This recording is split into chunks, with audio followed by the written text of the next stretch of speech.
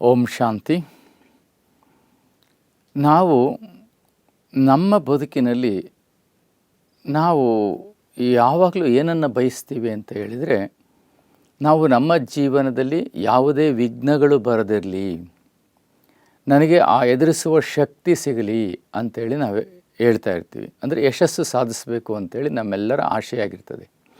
ಹಾಗಾಗಿ ನಮ್ಮಲ್ಲಿ ಎಲ್ಲಿ ನಾವು ದುರ್ಬಲತೆಗಳಿರ್ತದೆ ಅಂತ ಹೇಳಿದರೆ, ನನ್ನನ್ನು ನಾನು ಒಪ್ಪಿಕೊಳ್ಳುವವರೆಗೆ ನನ್ನ ಯಶಸ್ಸು ಸಾಧ್ಯತೆ ಇರೋದಿಲ್ಲ.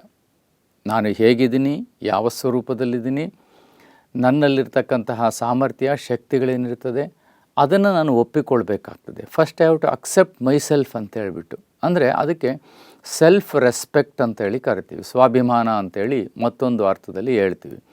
ಈ ಸೆಲ್ಫ್ ರೆಸ್ಪೆಕ್ಟ್ ಇದೆಯಲ್ಲ, ಇದು ಬಹುದೊಡ್ಡ ಶಕ್ತಿ ಅಂತೇಳಿ ನಾನು ಅದರ ಸಹಿತವಾಗಿ ಭಾವಿಸ್ತೀನಿ. ಯಾಕೆ ಅಂದರೆ ಇತ್ತೀಚಿನ ದಿನಗಳಲ್ಲಿ ಏನಾಗಿದೆ ಅಂತ ಹೇಳಿದರೆ, ನಾವು ಯಾವಾಗಲೂ we are comparing with the others. ನನ್ನನ್ನು ಇನ್ನೊಬ್ಬರೊಟ್ಟಿಗೆ ನಾನು ಯಾವಾಗಲೂ ಬೇರೆಯವರೊಟ್ಟಿಗೆ ನನ್ನನ್ನು ಹೋಲಿಕೆಯನ್ನು ಮಾಡ್ಕೊಳ್ತೀನಿ, ಕಂಪೇರ್ ಮಾಡ್ಕೊಳ್ತೀನಿ. ಯಾಕೆ ಕಂಪೇರ್ ಮಾಡ್ಕೊಳ್ತೀನಿ ಅಂತ ಹೇಳಿದರೆ, ನನ್ನಲ್ಲಿ ಆ ಶಕ್ತಿಗಳು ಇಲ್ಲದೇ ಇರುವ ಕಾರಣಕ್ಕೋಸ್ಕರವಾಗಿ ಯಾರಲ್ಲಿ ಶಕ್ತಿಗಳಿದೆಯೋ, ಯಾರು ಯಶಸ್ಸನ್ನು ಸಾಧಿಸಿದಾರೋ ಅವ್ರ ಜೊತೆಯಲ್ಲಿ ನಾನು ಕಂಪೇರ್ ಮಾಡೋಕ್ಕೆ ಹೋಗ್ತೀನಿ. ಹಾಗಾಗಿ ಆ ಕಂಪೇರ್ ಮಾಡೋದು ತಪ್ಪು ಅಂಥೇಳಿ ನನ್ನ ಭಾವನೆ. ಕಾರಣ ಏನಂತ ಹೇಳಿದರೆ, ಇಡೀ ವಿಶ್ವದಲ್ಲಿ 750 ಅಥವಾ 800 ಕೋಟಿ ಮನುಷ್ಯರಿರ್ಬೋದು. ಎವ್ರಿ ಒನ್ ಈಸ್ ಡಿಫರೆಂಟ್ ಅಂತೇಳಿ ಕರಿತೀವಿ. ಪ್ರತಿಯೊಬ್ಬರು ಬೇರೆ ಬೇರೆಯೇ. ಯಾರೂ ಇನ್ನೊಬ್ಬರೊಟ್ಟಿಗೆ ಹೋಲಿಕೆ ಮಾಡಲಿಕ್ಕೆ, ಸಮಾನರಾಗಲಿಕ್ಕೆ ಸಾಧ್ಯತೆಯೇ ಇಲ್ಲ. ಈಗ ನಮ್ಮೆಲ್ಲರಿಗೂ ಒಂದು ಆಧಾರ್ ಕಾರ್ಡ್ ಕೊಟ್ಟಿರ್ತಾರೆ, ಅದರಲ್ಲಿ ಹಾಕಿರ್ತಾರೆ ಒಂದು ವಿಶಿಷ್ಟ ಗುರುತಿನ ಚೀಟಿ ಅಂತ, ಅಂದರೆ ಯೂನಿಕ್ ಐಡೆಂಟಿಟಿ ಕಾರ್ಡ್ ಅಂತೇಳಿ ನಾವು ಕರಿತೀವಿ. ಆ ಯೂನಿಕ್ ಐಡೆಂಟಿಟಿ ಕಾರ್ಡ್ ಅಂದರೆ ಏನಂತ ಹೇಳಿದರೆ, ನೀನು ಇಡೀ ಜಗತ್ತಿನ ಎಲ್ಲರಿಗಿಂತ ಭಿನ್ನವಾಗಿರ್ತಕ್ಕಂಥವನು ಅಂಥೇಳಿ. ಈಗ ನಾವು ನಮ್ಮ ಆಧಾರ್ ಕಾರ್ಡ್ ಬೇಕಂದರೆ ನಮ್ಮ ಹೆಬ್ಬೆಟ್ಟಿನ ಗುರುತನ್ನು ನಾವು ಫೀಡ್ ಮಾಡಿದರೆ ನೆಟ್ಟಿಗೆ, ನಮ್ಮ ಒಂದು ಐಡೆಂಟಿಟಿ ಕಾರ್ಡ್ ಬರ್ತದೆ ಹೊರತು ಬೇರೆಯವ್ರದ್ದು ಬರೋದಿಲ್ಲ. ಕಾರಣ ಏನಂದರೆ, ನನ್ನ ಹೆಬ್ಬೆಟ್ಟಿನ ಗುರುತಿದ್ದಾಗೆ ಇಡೀ ಜಗತ್ತಿನಲ್ಲಿರ್ತಕ್ಕಂಥದ್ದು ಯಾರ್ದೂ ಇಲ್ಲ. You cannot compare it. ಸಮಾನತೆ ಇಲ್ಲವೇ ಇಲ್ಲ. ಹಾಗಾಗಿ ನಾವು ಒಂದು ವಿಶೇಷವಾಗಿರ್ತಕ್ಕಂಥ ವ್ಯಕ್ತಿಗಳಾಗಿದ್ದೀವಿ ಅನ್ನೋದನ್ನು, ನನ್ನ ಬಗ್ಗೆ ನನಗೆ ಒಂದು ಗೌರವವನ್ನು ನಾನು ಇಟ್ಕೊಳ್ಬೇಕಾಗ್ತದೆ. ನಾನು ಈ ಜಗತ್ತಿನಲ್ಲಿ ವಿಶೇಷವಾಗಿರ್ತಕ್ಕಂಥ ವ್ಯಕ್ತಿ. I am not an ordinary man. ನಾನು ಒಬ್ಬ ಸಾಮಾನ್ಯ ವ್ಯಕ್ತಿಯಲ್ಲ. ನನ್ನ ಹತ್ರ ಅಪಾರವಾದ ಶಕ್ತಿ ಅಡಗಿದೆ, ಆತ್ಮವಿಶ್ವಾಸ ಇದೆ, ನನ್ನ ಹತ್ರ ಜ್ಞಾನ ಇದೆ, ಸ್ಕಿಲ್ ಇದೆ. ಮತ್ತು ನನಗೆ ನಾನು ಗೌರವ ಕೊಡೋದನ್ನು ಕಡಿಬೇಕು. ಹೇಗೆ ಗೌರವ ಕೊಡೋದು ಅಂತ ಹೇಳಿದರೆ, ನಾನು ಹೇಗಾದರೂ ಇರಲಿ, ಕಪ್ಪಗಾದರೂ ಇರಲಿ, ಬೆಳ್ಳಗಾದರೂ ಇರಲಿ, ಕುಳ್ಳುಗಾದರೂ ಇರಲಿ, ಎತ್ತರಕ್ಕಾದರೂ ಇರಲಿ, ಅಥವಾ ನಾನು ಹೇಗಾದರೂ ಇರಲಿ, ನಾನು ಹೇಗಿದ್ದೀನೋ ಹಾಗೆಯೇ ನನ್ನನ್ನು ನಾನು ಒಪ್ಪಿಕೊಳ್ತಕ್ಕಂಥ ಒಂದು ಮನಸ್ಥಿತಿಯನ್ನು ರೂಪಿಸ್ಕೊಳ್ಬೇಕು. ಯಾಕೆ ಇದನ್ನು ಹೇಳ್ತೀನಿ ಅಂತ ಹೇಳಿದರೆ, ನೋಡಿ, ಬಟ್ಟೆ ಅಂಗಡಿಗೆ ಹೋಗ್ತೇವೆ ನಾವು. ಬಟ್ಟೆ ಅಂಗಡಿಗೆ ಹೋಗಿ ಅಲ್ಲಿ ಹಲವಾರು ರೀತಿಯಾಗಿರ್ತಕ್ಕಂಥ ಕಲರ್ ಬಟ್ಟೆಗಳಿರ್ತದೆ. ನಾನೊಂದು ಆಯ್ಕೆ ಮಾಡ್ಕೊಳ್ತೀನಿ. ಯಾವುದೋ ಕೆಲವೊಂದು 10 ನನಗೆ ಬೇಡ ಅಂತ ಬಿಟ್ಟು ಬಂದಿರ್ತೀನಿ. ಅದನ್ನು ಬೇರೆಯವರು ಆಯ್ಕೆ ಮಾಡ್ಕೊಳ್ಳಿ. ಇನ್ನು 10 ಜನ ಬಂದು ಅದೇ ಕಲರನ್ನು ಬೇರೆಯವರು ಆಯ್ಕೆ ಮಾಡ್ಕೊಳ್ತಾರೆ. ಅಂದರೆ ನಾನು ಆಯ್ಕೆ ಮಾಡ್ಕೊಂಡಿದ್ದು ಇನ್ನೊಬ್ರಿಗೆ ಇಷ್ಟ ಆಗಲ್ಲ, ಇನ್ನೊಬ್ಬರು ಆಯ್ಕೆ ಮಾಡ್ಕೊಂಡಿದ್ದು ಇನ್ನೊಬ್ರಿಗೆ ಇಷ್ಟ ಆಗಲ್ಲ. ಇದರಿಂದ ಅರ್ಥ ಆಗ್ತದೆ, ಜಗತ್ತಿನಲ್ಲಿ ಎಲ್ಲರಿಗೂ ಇಷ್ಟವಾಗಿರ್ತಾರೆ. ಅಂದರೆ ನಾವು ಬೇರೆಯವ್ರಿಗೆ ಇಷ್ಟವಾದ ವ್ಯಕ್ತಿಗಳೇ ಆಗಿರ್ತೀವಿ. ಆದರೆ ನನಗೆ ನಾನು ಗೌರವ ಕೊಡೋದಿಲ್ಲ ಅಷ್ಟೇ. ಹಾಗಾಗಿ ಮೊದಲು ನನಗೆ ನಾನು ಗೌರವವನ್ನು ಕೊಟ್ಟರೆ ಆಗ ನನ್ನಲ್ಲಿ ಶಕ್ತಿ ಏನಾಗ್ತದೆ, ಆತ್ಮವಿಶ್ವಾಸ ಮೂಡ್ತದೆ. ನಾನು ಹೇಗಿದ್ದೀನೋ, ಯಾವ ರೂಪದಲ್ಲಿದ್ದೀನೋ ಅಥವಾ ಯಾವ ಸ್ವರೂಪದಲ್ಲಿದ್ದೀನೋ, so I have to accept myself. ನನ್ನನ್ನು ನಾನು ಒಪ್ಪಿಕೊಳ್ತಕ್ಕಂಥ ಒಂದು ಮನಸ್ಥಿತಿಯನ್ನು ನಾನು ರೂಪಿಸ್ಕೊಳ್ಬೇಕು. ಎರಡನೇದಾಗಿ, ನಾನು ಇನ್ನೊಬ್ಬರಿಗೆ ಕಂಪೇರ್ ಮಾಡಬಾರ್ದು. ಮೊದಲು ನಾನು ಹೇಗಿದ್ದೀನೋ ಹಾಗೆ ಒಪ್ಪಿಕೊಳ್ಳೋದನ್ನು ಕಲೀರಿ. ಹಾಗೆಯೇ ನನ್ನನ್ನು ಇನ್ನೊಬ್ಬರೊಟ್ಟಿಗೆ ಹೋಲಿಕೆ ಮಾಡಬಾರ್ದು. ಯಾಕೆ ಅಂತ ಹೇಳಿದರೆ, ಒಬ್ಬೊಬ್ಬರು ಒಂದೊಂದರಲ್ಲಿ ವಿಶೇಷತೆಯನ್ನು ಪಡೆದಿರ್ತಾರೆ. ಹಾಗಾಗಿ ನನ್ನ ವಿಶೇಷತೆ ಬೇರೆಯೇ ಆಗಿರ್ತದೆ. ಹಾಗಾಗಿ ನಾವು ಕೆಲಸರು ಏನು ಮಾಡ್ತೀವಿ ಅಂತ ಹೇಳಿದರೆ, ಒಂದು ಯಾವುದೋ ಕೆಲಸ ಮಾಡಲಿಕ್ಕೆ ಹೋಗ್ತೀವಿ. ಆ ಕೆಲಸ ಮಾಡಲಿಕ್ಕೆ ಹೋದಾಗ ನಾವು ಎಡುತ್ತೀವಿ. ಅರ್ಥಾತ್ ಅಲ್ಲಿ ನಮಗೆ ವಿಘ್ನಗಳು ಬರ್ತದೆ, ನನ್ನ ಕೈಲಿ ಆಗೋದಿಲ್ಲ ಆ ಕೆಲಸವನ್ನು ಮಾಡಲಿಕ್ಕೆ. ಕಾರಣ ಏನಿರ್ಬೋದು, ನಾನು ಆ ಕೆಲಸ ಮಾಡಲಿಕ್ಕೆ ನನ್ನ ವಿಶೇಷತೆ ಅದಕ್ಕೆ ಹೊಂದ್ಕೊಳ್ತಿಲ್ಲ ಅಷ್ಟೇ. ನನ್ನದು ಇನ್ನು ಯಾವುದೋ ಬೇರೆ ವಿಶೇಷತೆ ನನ್ನ ಹತ್ರ ಇರ್ತದೆ. ಈ ಉದಾಹರಣೆಗೆ ಬಿಲ್ ಗ್ರೇಡ್, ಅವನು ಕಂಪ್ಯೂಟರ್ MS ವರ್ಡಲ್ಲಿ ಭಾಳ ದೊಡ್ಡ ದಿಗ್ಗಜ. ಅವನು ಶಾಲೆಯಲ್ಲಿ ಕಲಿಬೇಕಾದ್ರೆ ಅವನಿಗೆ ಹೊಂದ್ಕೊಳ್ಳಿಲ್ಲ. ಹಂಗಂತ ಹೇಳ್ಬಿಟ್ಟು ಅವನು ವಿಶ್ವವಿದ್ಯಾಲಯ ಯೂನಿವರ್ಸಿಟಿಯ ಮೆಟ್ಲನ್ನೇ ಹತ್ತಲಿಲ್ಲ. ಹಂಗಂತ ಹೇಳ್ಬಿಟ್ಟು ಅವನಿಗೆ ವಿದ್ಯೆ ಹತ್ತಲಿಲ್ವೇ. ಅವನ ಫೀಲ್ಡ್ ಬೇರೆ ಇತ್ತು, ಅವನ ಆಲೋಚನೆ ಬೇರೆ ಇತ್ತು, ಅವನ ಸಾಮರ್ಥ್ಯ ಬೇರೆ ಇತ್ತು, ಅವನ ವಿವೇಕ ಬೇರೆ ಇತ್ತು. ಬೇರೆ ಕ್ಷೇತ್ರದಲ್ಲಿ ಅವನು ಯಶಸ್ಸನ್ನು ಸಾಧಿಸೋದನ್ನು ನಾವು ಕಾಣ್ತೀವಿ. ಹಾಗೆಯೇ ಥಾಮಸ್ ಆಲ್ವಾ ಎಡಿಸನ್ ಇರ್ಬೋದು, ಅಥವಾ ಬೇರೆ ಬೇರೆ ಅನೇಕ ವಿಜ್ಞಾನಿಗಳು ಶಾಲೆಯಿಂದ ಹೊರಹಾಕಲ್ಪಟ್ಟಂಥ ವಿದ್ಯಾರ್ಥಿಗಳು. ಹಂಗಂತೇಳಿ ಅವ್ರ ಹತ್ರ ವಿಶೇಷತೆ ಇಲ್ಲವೇ? ಅವರ ಹತ್ರ ಬಹಳಷ್ಟು ವಿಶೇಷತೆ ಇತ್ತು.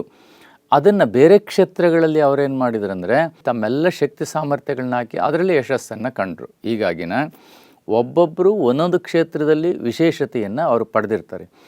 ಹಾಗಾಗಿ ನನ್ನ ವಿಶೇಷತೆ ಯಾವ ಕ್ಷೇತ್ರದಲ್ಲಿದೆ ಅಂತೇಳಿ ನಾನು ಆಯ್ಕೆ ಮಾಡಿಕೊಳ್ಬೇಕಾಗ್ತದೆ.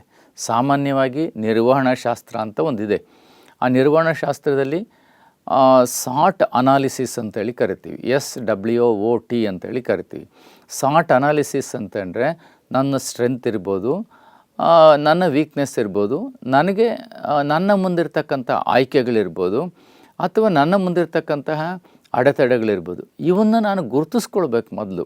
ನನ್ನ ಸ್ಟ್ರೆಂತ್ ಏನು, ನನ್ನ ವಿಶೇಷ, ನನಗೆ ಸಂಗೀತದಲ್ಲಿ ಇಷ್ಟನಾ, ಅಥವಾ ಏನಾದರೂ ನುಡಿಸೋದ್ರಲ್ಲಿ ಇಷ್ಟನಾ, ಕಂಪ್ಯೂಟರ್ನಲ್ಲಿ ಇಷ್ಟನಾ, ಅಥವಾ ನಾನು ಅಧ್ಯಾಪನದಲ್ಲಿ ನನಗೆ ವಿಶೇಷತೆ ಇದೆಯಾ, ಅಥವಾ ಅದನ್ನು ಬಿಟ್ಟು ಕೆಲವು ಸರಿ ಮೈನ್ಯೂಟು.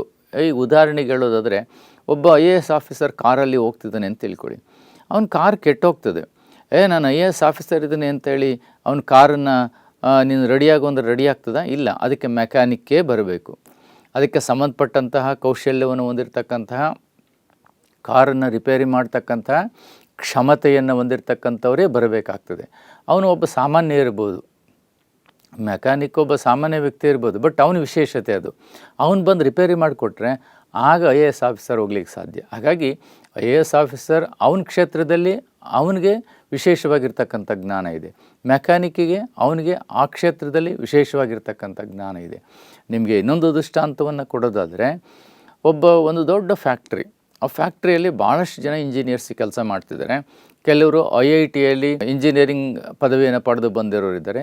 ಇನ್ನು ಕೆಲವರು ಅಲ್ಲಿ ಕೇವಲ ಟರ್ನರೋ ಫಿಟ್ಟರ್ ಆಗೋ ಸೇರಿಕೊಂಡು ಹಂತವಾಗಿ ಮೇಲೆ ಬಂದಿರತಕ್ಕಂಥ ವ್ಯಕ್ತಿಗಳು ಇದ್ದಾರೆ. ಒಂದು ಸರಿ ಏನಾಯ್ತು ಅಂತ ಹೇಳಿದ್ರೆ, ಒಂದು ಮಿಷನ್ ಕೆಟ್ಟೋಯ್ತು. ಆ ಮಿಷನ್ ಕೆಟ್ಟೋದಾಗ ಅದನ್ನು ರಿಪೇರಿ ಮಾಡಲಿಕ್ಕೆ IITಯಿಂದ ಬಂದಿರತಕ್ಕಂಥ ಅನೇಕ ಅವರ ಕಂಪನಿಯಲ್ಲಿ ಇರ್ತಕ್ಕಂಥವ್ರನ್ನ ಕರೆಸಿದ್ರು. ಅವ್ರಿಗೆ ಯಾರಿಗೂ ಗೊತ್ತಾಗಲಿಲ್ಲ ಇದು ವಾಪಸ್ ಕಳಿಸ್ಕೊಡ್ಬೇಕು ಕಂಪನಿಗೆ. ಅವರು ಅದನ್ನು ಐಡೆಂಟಿಫೈ, ಅಲ್ಲಿ ಸೆನ್ಸಾರ್ಸ್ ಇರ್ತದೆ, ಅಥವಾ ಅಲ್ಲಿ ಎಲೆಕ್ಟ್ರಾನಿಕ್ ಮಿಷನ್ ಇರ್ತದೆ, ಅಲ್ಲಿ ಸಾಫ್ಟ್ವೇರ್ಸ್ ಇರ್ತದೆ, ಅದಕ್ಕೆ ಸಂಬಂಧಪಟ್ಟಿದ್ದಿರ್ತದೆ, ಅದನ್ನು ಐಡೆಂಟಿಫೈ ಮಾಡ್ತದೆ ಅಂತ ಅವರು ಕಂಪನಿಗೆ ಸಲಹೆಯನ್ನು ಕೊಡ್ತಾರೆ. ಆದರೆ ಅಲ್ಲೇ ಇರ್ತಕ್ಕಂತಹ ಕಂಪನಿಯಲ್ಲಿ ಇರ್ತಕ್ಕಂತಹ ಟರ್ನರ್ ಫಿಟ್ಟರ್ಸ್ ಏನು ಪ್ರಮೋಷನ್ ಆಗಿ ಬಂದಿರ್ತಾರೆ, ಅವ್ರನ್ನ ಕರೆಸ್ತಾರೆ. ಅವ್ರೇನು ಮಾಡ್ತಾರೆ, ಮಿಷನೆಲ್ಲ ನೋಡಿಬಿಟ್ಟು ಅದನ್ನು ಒಂದು 2 ಮಿನಿಟ್ಸಲ್ಲಿ ರೆಡಿ ಮಾಡಿಕೊಡ್ತಾರೆ. ಮಿಷನಲ್ಲಿ ಈ ಥರ ಲೋಪದೋಷಗಳಿದೆ ಅಂತೇಳಿ ಅವ್ರು ಐಡೆಂಟಿಫೈ ಮಾಡ್ತಾರೆ. ಹಾಗಾಗಿ ನೋಡಿ, ಅವ್ರು ಟರ್ನರ್ ಫಿಟ್ಟರ್ ಆಗಿ ಬಂದಿರೋನಿಗೆ ಪ್ರತಿಯೊಂದು ಆ ಮಿಷನ್ನಿನ ವೈಶಿಷ್ಟ್ಯಗಳು, ವಿಶೇಷತೆಗಳು, ಅಥವಾ ಅದು ಎಲ್ಲಿ ಕೆಟ್ಟೋಗಿದೆ, ಎಲ್ಲಿ ರಿಪೇರಿ ಆಗಬೇಕು ಅಂತಕ್ಕಂಥ ಜ್ಞಾನ ಮತ್ತು ಕ್ಷಮತೆ ಅವ್ರ ಹತ್ರ ಇದೆ. ಆದರೆ IITಯಿಂದ ಬಂದಿರತಕ್ಕಂಥವ್ರಿಗಿಲ್ಲ. ಇದಕ್ಕೆ ಕಾರಣ ಏನಂತಂದರೆ ಅವ್ರ ವಿಶೇಷತೆ ಬೇರೆ, ಇವ್ರ ವಿಶೇಷತೆ ಬೇರೆ.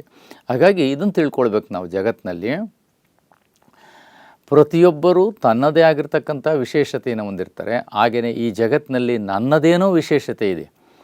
ನಾನು ಆ ಕ್ಷೇತ್ರವನ್ನು ಆಯ್ಕೆ ಮಾಡಿಕೊಳ್ಬೇಕು. ಅದನ್ನು ಆಯ್ಕೆ ಮಾಡ್ಕೊಳ್ಬೇಕಾದ್ರೆ ನಾನು ಆಗಲೇ ಹೇಳಿದೆ, ಸಾಟ್ ಅನಾಲಿಸಿಸ್ ಅಂತ. Strength, weakness, opportunities and threats ಅಂತೇಳಿ ಕರಿತೀವಿ. ಸ್ಟ್ರೆಂತ್, ನನ್ನ ಸ್ಟ್ರೆಂತ್ ಏನು ಅಂತೇಳಿ ನಾನು ಐಡೆಂಟಿಫೈ ಮಾಡ್ಕೊಳ್ಬೇಕು. ನನಗೆ ಯಾವ ಕ್ಷೇತ್ರದಲ್ಲಿ ಇಂಟ್ರೆಸ್ಟ್ ಅಂತೇಳಿ ಕರಿತೀವಿ. ಇಂಟ್ರೆಸ್ಟ್ ಅಂದರೆ ಆಸಕ್ತಿ ಅಂತ. ನನ್ನ ಆಸಕ್ತಿ ಯಾವ ಕ್ಷೇತ್ರದಲ್ಲಿ ಇರ್ತದೆ ಅಂತ ಹೇಳಿದರೆ, ಆ ಕ್ಷೇತ್ರ, ನನಗೊಂದು ಆಸಕ್ತಿ ಇದೆ, ಯಾವುದೋ ಒಂದು ಕ್ಷೇತ್ರ ಆಸಕ್ತಿ ಇದೆ ಅಂತ ತಿಳ್ಕೊಳ್ಳಿ. ನನಗೆ ಆಸಕ್ತಿ ಇರತಕ್ಕಂಥ ಕ್ಷೇತ್ರದಲ್ಲಿ ನಾನು ಕೃಷಿ ಮಾಡಿದರೆ, ಪ್ರಯತ್ನ ಮಾಡಿದರೆ, ಆ ಕ್ಷೇತ್ರದಲ್ಲಿ ಬೇಕಾಗಿರ್ತಕ್ಕಂತಹ ಒಂದು ಸ್ಕಿಲ್ ಅಂದರೆ ಕೌಶಲ್ಯಗಳನ್ನು ಕಲ್ತ್ಕೊಂಡ್ರೆ ಆಗ ನಾನು ಯಶಸ್ಸನ್ನು ಗಳಿಸಲಿಕ್ಕೆ ಸಾಧ್ಯತೆ ಆಗ್ತದೆ. ಹಾಗಾಗಿನ ಈ ಯಾವುದೇ ಒಬ್ಬ ವ್ಯಕ್ತಿ ತನಗೆ ತಾನು ಗೌರವ ಕೊಡೋದನ್ನು ಕಲ್ತ್ಕೊಳ್ಬೇಕು. ಯಾರೂ ಸಹಿತ ಈ ಜಗತ್ತಿನಲ್ಲಿ ವೇಸ್ಟ್ ಬಾಡೀಸ್ ಇಲ್ಲ. ಪ್ರತಿಯೊಬ್ಬರಿಗೂ ಒಂದೊಂದು ವಿಶೇಷತೆ ಇರ್ತದೆ, ಪ್ರತಿಯೊಬ್ಬರಲ್ಲಿಯೂ ಒಂದು ಕೌಶಲ್ಯ ಇರ್ತದೆ. ಆದರೆ ಗುರುತಿಸ್ಕೊಳ್ಬೇಕು ಅಷ್ಟೇ. ಎಲ್ಲಿವರೆಗೆ ನಾವು ಗುರುತಿಸ್ಕೊಳ್ಳೋದಿಲ್ಲ ಅಲ್ಲಿವರೆಗೆ ನಾವು ಯಶಸ್ಸನ್ನು ಸಾಧಿಸಲಿಕ್ಕೆ ಸಾಧ್ಯತೆ ಆಗೋದಿಲ್ಲ. ಹಾಗಾಗಿ ನಮ್ಮ ವಿಶೇಷತೆಗಳನ್ನು ಗುರುತಿಸ್ಕೊಳ್ಳೋದು ಮುಖ್ಯ. ಒಂದು ಪಕ್ಷ ನಮ್ಮ ವಿಶೇಷತೆ ಇದೆ ಅಂತ ತಿಳ್ಕೊಳ್ಳಿ, ಆ ವಿಶೇಷತೆಯನ್ನು ಗುರುತಿಸ್ಕೊಂಡ್ಮೇಲೆ, ಸ್ಟ್ರೆಂತನ್ನು ಗುರುತಿಸ್ಕೊಂಡ್ಮೇಲೆ ನಮ್ಮಲ್ಲಿ ದೌರ್ಬಲ್ಯಗಳಿದೆ. ಏನು ದೌರ್ಬಲ್ಯ ಇದೆ, ಅದಕ್ಕೆ ಬೇಕಾಗಿರ್ತಕ್ಕಂತಹ ವಿದ್ಯೆ ಬೇಕಾಗ್ತದೆ, ಅದಕ್ಕೆ ಸಂಬಂಧಪಟ್ಟಂತಹ ಜ್ಞಾನ ಬೇಕಾಗ್ತದೆ, ತರಬೇತಿ ಬೇಕಾಗ್ತದೆ, ಅದಕ್ಕೆ ಸಂಬಂಧಪಟ್ಟಂಥ ಆಳವಾಗಿರ್ತಕ್ಕಂತಹ ಒಂದು ಟೆಕ್ನಾಲಜಿ ಅಂತೇಳಿ ಕರಿತೀವಿ, ತಾಂತ್ರಿಕತೆ ಬೇಕಾಗಿರ್ತದೆ. ಹೀಗೆ ನನಗೆ ಆಸಕ್ತಿ ಇದೆ. ಆಸಕ್ತಿ ಇರ್ತಕ್ಕಂಥ ಕ್ಷೇತ್ರದಲ್ಲಿ ನಾನು ನನ್ನ ವಿಶೇಷತೆಯನ್ನು ಬೆಳೆಸ್ಕೊಳ್ಬೇಕಾಗ್ತದೆ. ಆಗ ಮಾತ್ರ ನಾನು ಯಶಸ್ಸನ್ನು ಸಾಧಿಸ್ಲಿಕ್ಕೆ ಸಾಧ್ಯ. ಹಾಗಾಗಿ ನಾನು ಏನು ಮಾಡಬೇಕು ಅಂತೇಳಿದರೆ, ಮೊದಲನೇದಾಗಿ ನನಗೆ ನಾನು ಗೌರವ ಕೋರೋದನ್ನು ಕಲ್ತ್ಕೊಳ್ಬೇಕು. ರೆಸ್ಪೆಕ್ಟ್ ಅವರ್ ಸೆಲ್ಫ್ ಅಂತ ಅಂದರೆ ನನಗೆ ನಾನು ಗೌರವವನ್ನು ಕೊಡಬೇಕು. ಎರಡನೇದಾಗಿ we should not compare with the others. ನಾನು ಇನ್ನೊಬ್ಬರೊಟ್ಟಿಗೆ ಹೋಲಿಕೆಯನ್ನು ಮಾಡೋದನ್ನು ನಾನು ನಿಲ್ಲಿಸಿಬಿಡಬೇಕು. ಮತ್ತು ನನ್ನ ಅಂತರಂಗದಲ್ಲಿರ್ತಕ್ಕಂಥ ಶಕ್ತಿಗಳನ್ನು ನಾನು ಗುರುತಿಸ್ಕೊಂಡು ಎರಡನ್ನೂ ಗುರುತಿಸ್ಕೊಳ್ಬೇಕು. ಒಂದು ನನ್ನ ಸಾಮರ್ಥ್ಯ, ನನ್ನ ದೌರ್ಬಲ್ಯ, ನನ್ನ ಅವಕಾಶಗಳು, ನನ್ನ ಅಡೆತಡೆಗಳು ಇವೆಲ್ಲವನ್ನೂ ಗುರುತಿಸ್ಕೊಂಡು ಅದರಲ್ಲಿ ನಾನು ಯಾವುದು ಅಡೆತಡೆಗಳಿದೆ, ನನ್ನಲ್ಲಿ ಯಾವುದು ಕಡಿಮೆ ಇದೆ, ಅದರ ಬಗ್ಗೆ ನಾನು ಸ್ಕಿಲ್ಲನ್ನು ಪಡ್ಕೊಂಡ್ರೆ ನಾನು ಯಶಸ್ಸನ್ನು ಸಾಧಿಸಲಿಕ್ಕೆ ಸಾಧ್ಯ. ಹಾಗಾಗಿ ಎಲ್ಲ ವೀಕ್ಷಕರಲ್ಲಿ ನಾನು ವಿನಂತಿ ಮಾಡ್ಕೊಳ್ಳೋದೇನೆಂದರೆ, ನೀವೆಲ್ಲರೂ ಪ್ರತಿಯೊಬ್ಬರೂ ವಿಶೇಷ ವ್ಯಕ್ತಿಗಳಾಗಿದ್ದೀರಿ. ಹಾಗಾಗಿ ಈ ಜಗತ್ತಿನಲ್ಲಿ ನಿಮಗೊಂದು ದೊಡ್ಡ ಅವಕಾಶಗಳಿದೆ. ಅವಕಾಶಗಳಿಗೆ ತಕ್ಕ ಹಾಗೆ ನಿಮ್ಮ ಸಾಮರ್ಥ್ಯಗಳನ್ನು ಹೆಚ್ಚಿಸ್ಕೊಳ್ಳಿ ಅಂತ ಹೇಳ್ತಾನೆ ನಿಮ್ಮೆಲ್ಲರಿಗೂ ಗೌರವಿಸ್ತಾನೆ ನಾನು ನಿರ್ಗಮಿಸ್ತೇನೆ. ಓಂ ಶಾಂತಿ.